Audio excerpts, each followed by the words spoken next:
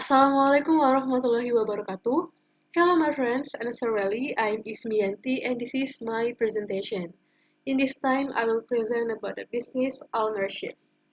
Business organization is the single most important choice you'll make regarding your company. What form your business adopts will affect a multitude of factors, many of which will decide your company's future. Aligning your goals to your business organization type is an important step, so understanding the pros and the cons of each type is crucial. There are four main types of business organization. Number one is sole proprietorship, number two is partnership, number three is corporation, and number four is limited liability company or LLC. Okay, number one is sole proprietorship. The simplest and most common form of business ownership, sole proprietorship, is a business owned and run by someone for their own benefit. The business existence is entirely dependent on the ownership decision. So when the owner dies, so does the business. An advantage of sole proprietorship is number one is all profits are subject on the owner. Number two, there is very little regulation of proprietorships. Number three, owners have total flexibility when running the business. And number four, very few requirements for starting, often only business license. And disadvantage of sole proprietorship is one, owner is 100% liable for business debts. Number two, equity is limited to the owner's personal resources. Number three, ownership of proprietorship is difficult to transfer. And number four is no distinctions between personal and business income. And number two is partnership. This come in two types, general and limited.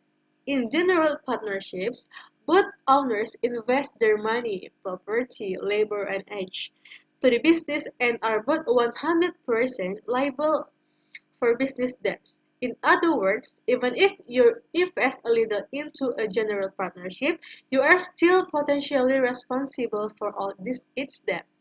General partnership do not require a formal agreement. Partnership can be verbal or even implied between the two business owners. Limited partnership require a formal agreement between the partners. They must also file a certificate of partnership with the state. Limited partnership allow partners to limit their own liability for business debts according to their position of ownership of ownership or investment. An advantage of partnership is one, shared resources provides more capital for the business. And number two, each partner shares to the total profits of the company. Number three, similar flexibility and simple design of the proprietorship. And number four, inexpensive to establish a business partnership, formal or informal. And disadvantage is one, each partner is 100% responsible for debts and losses. Number two, selling the business is difficult, requires finding new partner. And number three, partnership ends when any partner decides to end it. And number three is corporation. Corporations are for tax purpose separate entities and are considered a legal person. This means, among other things, that the profits generated by a corporation are taxed as the personal income of the company. Then, any income distributed to the shareholders or dividends or profit are taxed again as the personal income of the owners. And the advantage is one, limits liability of the owner to debts or losses. Number two, profits and losses belong to the corporation. Number three, can be transferred to the new owners fairly easily. And number four, personal assets cannot be seized to pay for business debts. And disadvantage is one, corporate operations are costly. Number two, establishing a corporation is costly. Number 3, start a corporate business requires complex paperwork. And number 4 is with some expectations, corporate income is taxed twice. And then number 4 is limit liability company or LLC. Similar to a limit partnership, an LLC provides owner with limit liability while providing some of the income advantage or a partnership. Essentially, the advantage of partnership and corporation are combined in an LLC, mitigating some of the disadvantage of each. And the advantage is 1, limits liability and to the company owners for debts and losses. And number 2, the profits of the LLC are shared by the owners without double taxations. And the disadvantage is 1, ownership is a limit-based percentage loss. And number 2, agreements must be comprehensive and complex. And number 3, beginning an LLC has high costs due to legal and billing fees. Okay, so next is how to use the business model canvas for strategic alignment. There is 1. What is the business model canvas? The business model canvas was designed by Alexander Osterwalder and Jeff Partner. A business model describes the value an organization offers to the various customers and portrays the capabilities and partners required for creating, marketing, and delivering this value to the customer. It also shows the relationships of these items with the goal of generating profitable and sustainable revenue streams. It can be used in 2 situations. 1, to develop focus of new organization, and 2, to analyze the strengths and strategic opportunities for an existing organization and adjust your strategy when needed. And how to make a business model canvas? Okay, first things, making a business model canvas is not a solitary exercise. You need to involve all your stakeholders. Making a business model is iterative process.